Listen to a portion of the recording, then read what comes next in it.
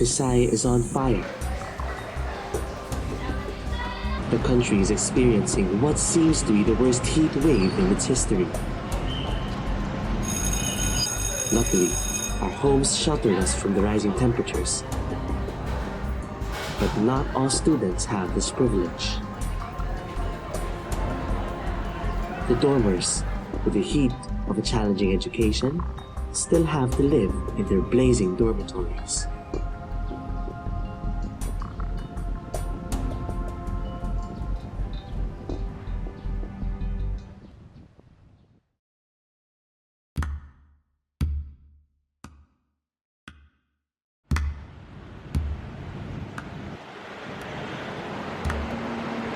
A severe heat wave is plaguing the Philippines.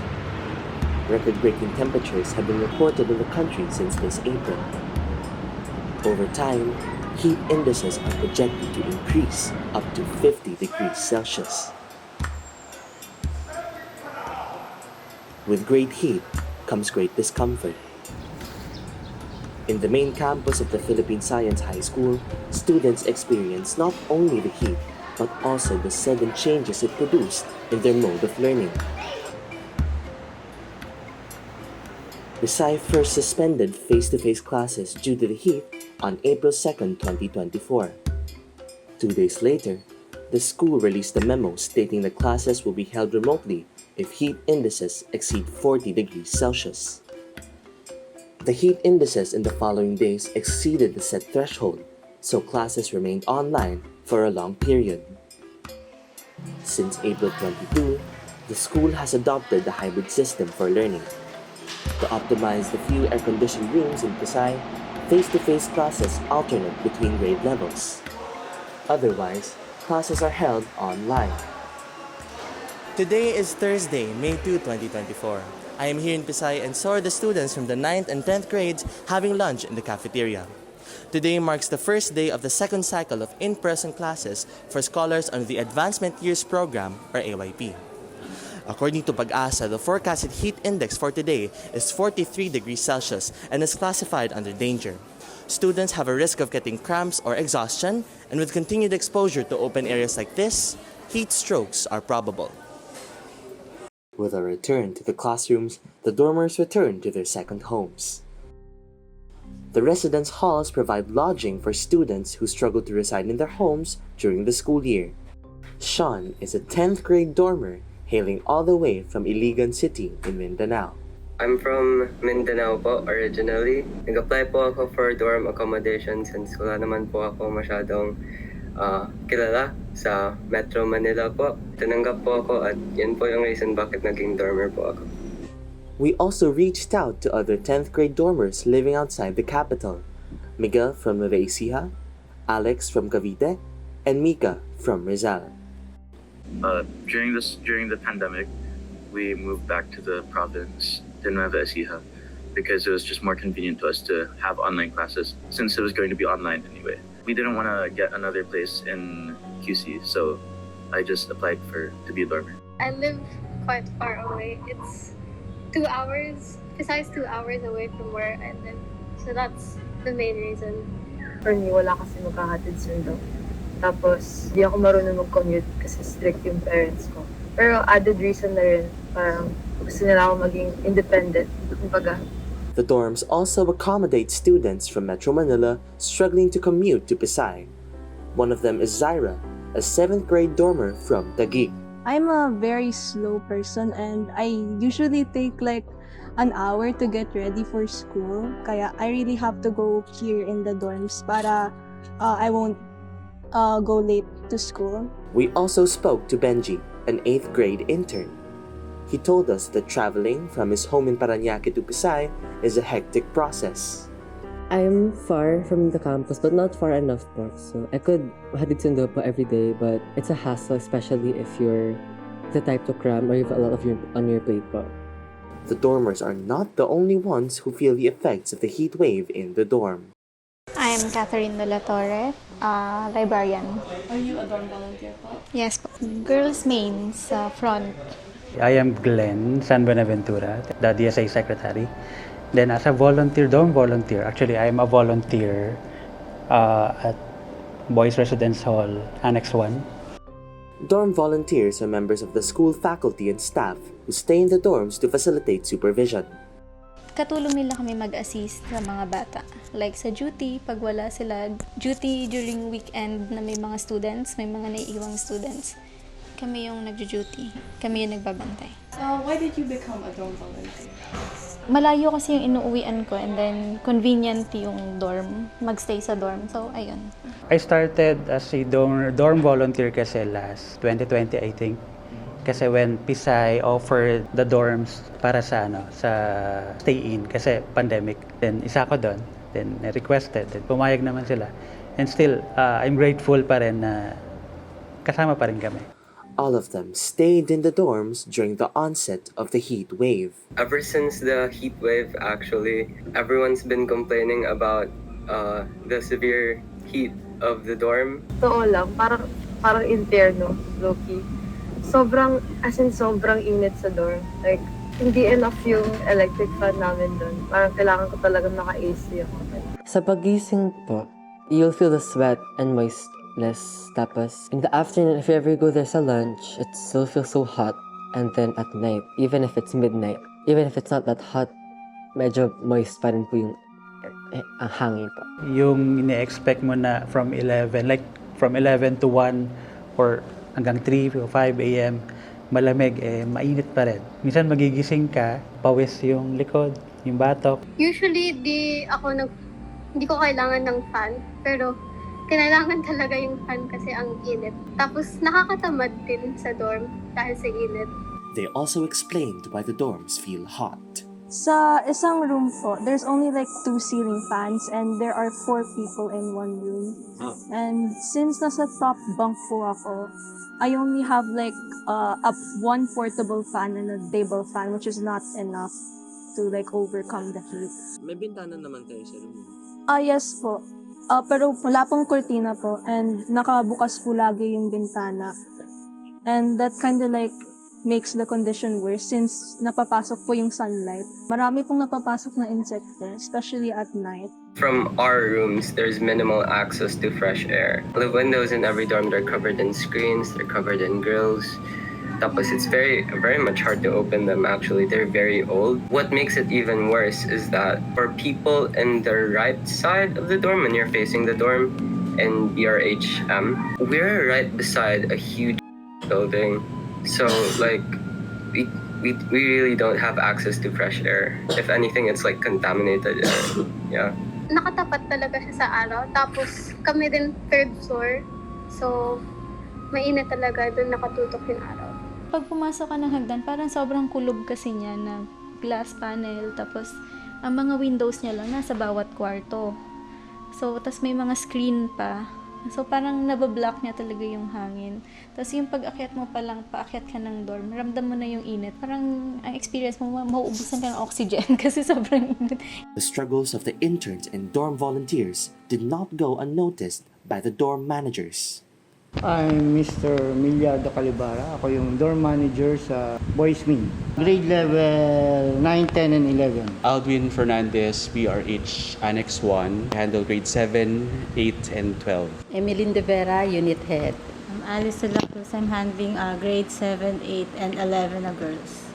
They also saw how students adjusted to the intense heat.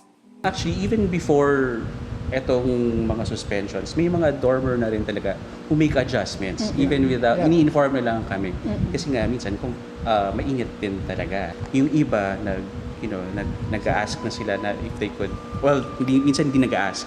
Nakikita lang namin, linalatag nila yung foam in the middle of the room, which is okay. Basta sabi lang, ibalik lang right after. Sa boys, madali silang lumipat na pwede silang magsama-sama. Unlike sa girls, hindi mo naman pwedeng pahigain na lang sila sa common area. Although choice nila. Yung iba sa akin, nag-uuwian sila, yung medyo malapit lang sa Manila. Yung may mga guardians. So, araw-araw sila. Yung adjustment nila, ayaw nila sa mag-stay sa especially itong yung schedule adjustments ninyo na 2 days. May mga parents na talagang inano nila na mag-uwian na lang yung bata dahil sa sobrang init talaga. So hindi mo na sila kailangan kailangan. Siguro yung ano lang, mga taga-Metro Oo, Manila. tsaka yung may mga ano dito, Probinsya. guardians. May mga guardians na. Yung may guardian. One dorm manager po sa Annex 1 naman ng boys dorm po told me na one night, nawalan po ng electricity. There was a brownout, so that ran from 11 p.m. to 5 a.m. From April 23 to 24, Pasay and other parts of Quezon City went under a power outage. It lasted from around 11 p.m. to 5 o'clock the next morning. This was due to line reconductoring, or replacement of line cables, along Senator Miriam P. Defensor Santiago Avenue, where Pasay is located. During the blackout, the dorms lost all access to electricity and water. Since the outage fell on a school night, the dorm managers took precautions before it started. It was sent by Ma'am Haya. si Ma'am Haya, from Secretary, OCD. I forgot kung anong araw kung Friday or Saturday. Days before yun, kaya ano agad sa mga dormers, pati sa parent. Alam naman agad nila. Sinasabihan naman yung mga parents. Kagandahan nun kasi dahil konti na lang yung mga dormer, konti na lang yung mag-a-adjust. I remember making an announcement dun sa dorm ko na, okay, please adjust accordingly. Kasi meron naman may mga bahay na mauuwian or volunteer. Tapos yung sa magsistay, sabi ko, let's discuss this with Sir Mac kasi siya yung magbabantay kasama nilang dormer. Actually, nung morning na yun, lahat ng dorms, sinasabihan ko yung mga bata na i-charge ninyo yung cellphone nyo, mag-ano ng water.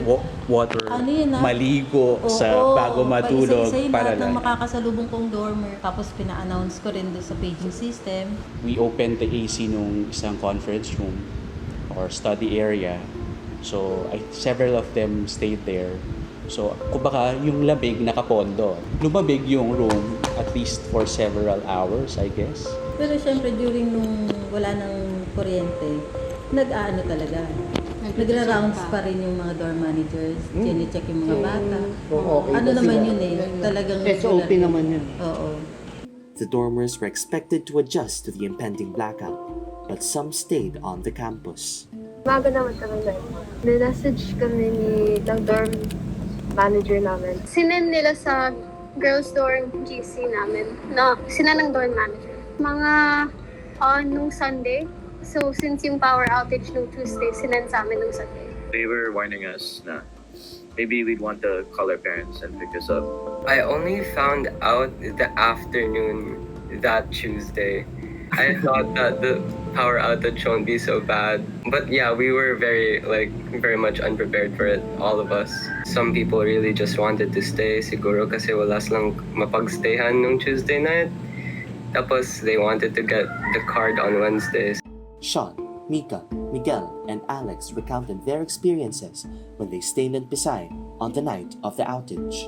Mga 9 p.m., sabi ng dorm manager, kasi 4 na lang kami nagtitira doon. So, pinababa niya kami doon sa lobby. Natulog kami sa lobby, sa girls dorm lobby couches. Kasi mas malamig din dun. We had rechargeable fans and lights. It was 11:30 p.m. actually, when it started, and I remember Sir Corey coming up to our rooms, checking on us. But the only intervention I remember he did was tell us that we can sleep in the lobby, which wasn't any less hot, so it wasn't much helpful. I vividly remember most of the boys coming out of their rooms and then in an instant complaining about the very severity of the temperature kasi it was really unforeseen. We thought it was hot with electric fan, tapos nawala, it was even hotter. Ang hirap din na makatulog sa init kasi ang lagkit. Sobrang malamok din nun. A bunch of us were lying on the ground, some of us were shirtless even because it was really hot. There were ice cubes in the fridge. I got one and then wrapped it in towel and patted myself. Namatay yung rechargeable fan ko, tapos kinakagat-kagat pa ako ng mga insekto. Hindi talaga ako makatulog. Nakatulog na lang ako nung binalik na yung power. Around an hour after the power cut out, I tried to go to sleep and like sleep through the whole thing, but I woke up around 4 o'clock, and my bed was soaked in sweat. So I kind of just had to sit there and wait. If it weren't for my rechargeable fans, I wouldn't have survived that night. I only knew I had them when it was like 1 a.m. already. But I'm pretty sure that the dormers like stayed up late, like even later than I did. Papikit-pikit ako, tapos nagigising ako ganun. Pero fully nakatulog talaga ako ng 5 a.m. Tapos nagising ako at mga mag-9 na. Pagdilat ko parang wala akong kasama, kaya nagpanic ako. Given their overall experiences, the dormers call for interventions from the school administration. Did any authority reach out about the power outage or the incident? Like afterwards? Yeah. No. I guess they assumed na most of us would just be home by then. I'm entirely grateful for the dorms, pero there really are some situations and some issues that they can fix to provide students with like better quality accommodation. Administrative officers are already taking action. I'm Ana Carmela Bonifacio. I belong to the physics unit, and currently I'm the chief of the Student Services Division. The Student Services Division comprises various facilities that PSI students use. The Residence Halls unit is under this division. According to Ma'am Bonnie, interventions have already been done to address the issues of the dormers. One of them is the current hybrid setup. So our current setup is our response to the high temperatures that we are experiencing right now. One consideration that we had for the hybrid setup was the dormers, because we want to give the options to the dormers to go home, to be in the comforts of their homes, as we cannot avoid the effects of the high heat. However, the dormers struggle with alternating online and in-person classes. My parents have a very strict schedule, and usually they plan their trips around me going back to the dorms, and that was interrupted. It's a 4-hour drive from Nueva Ecija to the PSI campus, so we have to take that twice a week. And we were taking that drive only for 2 days of classes, sometimes no classes at all. Medyo po ako naiirita kasi po it's also very tedious and tiring na I have to wake up early to get ready for going to the dorms and pack my stuff. It's tiring to do so, and my mom din naiirita rin po siya kasi po she's the one like driving and preparing my stuff. At first, okay lang naman sa akin. Kasi like, hindi na kailangan bumiyahe sa dorm. But then, nung tumagal yung online, medyo naano din ako sa setup. Kasi di na rin sanay. Sa schedule ko po, sa calendar ko po, ang dami pong nakalista na pong pre-switch to online na tasks po. So yung online and face-to-face switch po, ang dami pong na-cram na po na task po in like certain days po. Tambakan na po siya without notice. I'll base this sa mga conversations ko rin with dormers. Mas gusto nila face-to-face. Mas gusto nila face-to-face. Okay lang sa kanila. Grade 7, grade 8, and grade 12. Actually, ganun din sa parents. Ang nakakatawa nga doon, ito nga may mga alternative na present. Siyempre, yun yung sabi, di mag-follow lang. Pero, nanghihinayang sila kasi online na naman. So, they prefer face-to-face, which was surprising for me. Especially sa grade 12, they're graduating. Yung other level siguro, perhaps hindi ganun yung, walang ganung kasing urgency. Additionally, the administrators have ways of assessing the well-being of the dormers. We do visits in the morning pag wala ng tao, pag wala ng dormers sa loob. So, binivisit namin yung dormitories. Tapos, I also do overnight sa dorm. Oo. So, para nakakaikot ka. From time to time talaga nag-aano kami. Regular meeting kahit gabi. Nag-aano kami talaga. Walang oras yan. Anytime na kailangan. Mancom, okay naman sila. Between dorm managers and dormers, they have direct lines naman with dorm managers. They can always talk to the dorm managers para ma-express nila kung may mga concerns nila. They also have group chats. They utilize group chats para sa mga announcement purposes.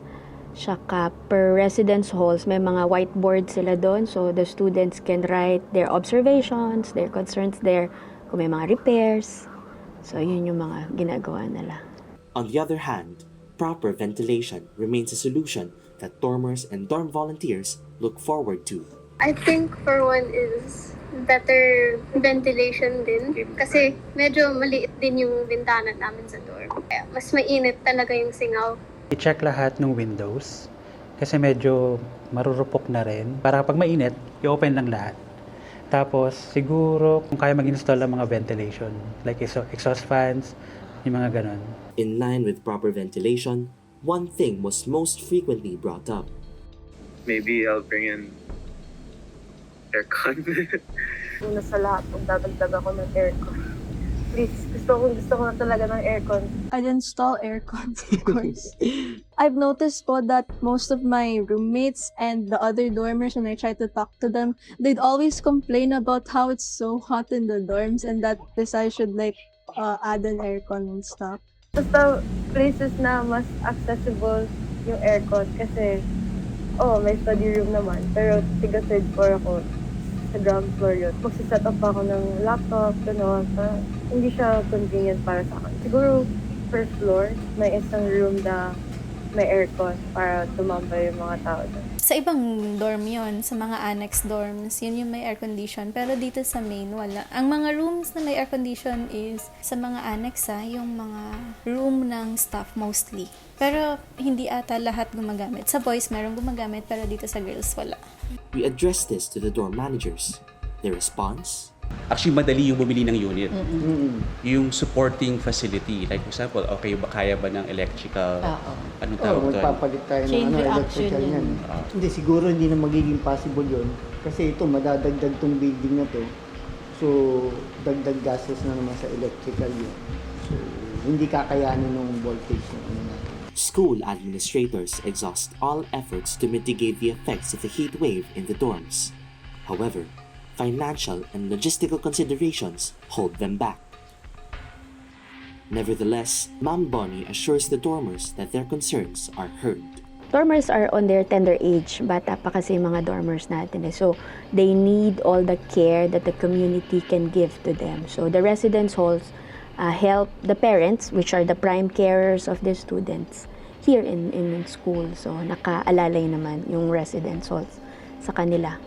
Personally, the changes that admin gives, they're not perfect, but they're really doing their best to make learning for the school year as best as it could be.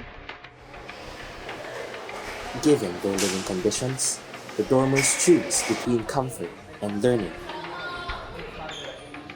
Sean chose to stay in the dorms. If you think about it, it's less expensive. Tapos it's more accessible for student dormers. Parang you can easily go to class. You don't have to pay for a commute. So yeah, I'd much rather choose to stay at the dorm. For now, Benji has left the dorms and now stays in his home in Parañaque. In a way po, I'm near enough to the school. My parents were also very worried na number one, makasakit po ako. Number two, since I have a skin condition po, I get to go in my home and have an air-conditioned room. But the problem is that I have fewer time to actually study, and especially in Q4 po, the task schedules po and the workload has been intensified po talaga. So,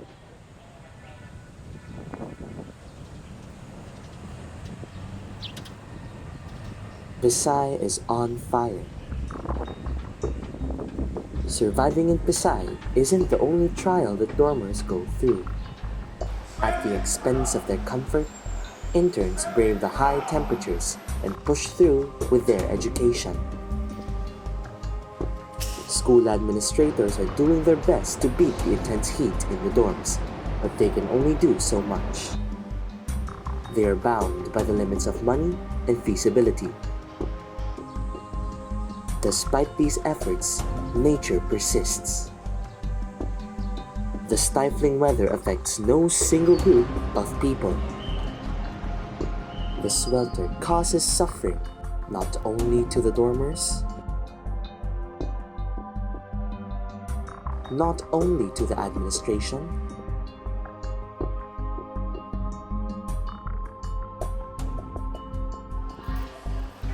but to everyone in the Pasay community.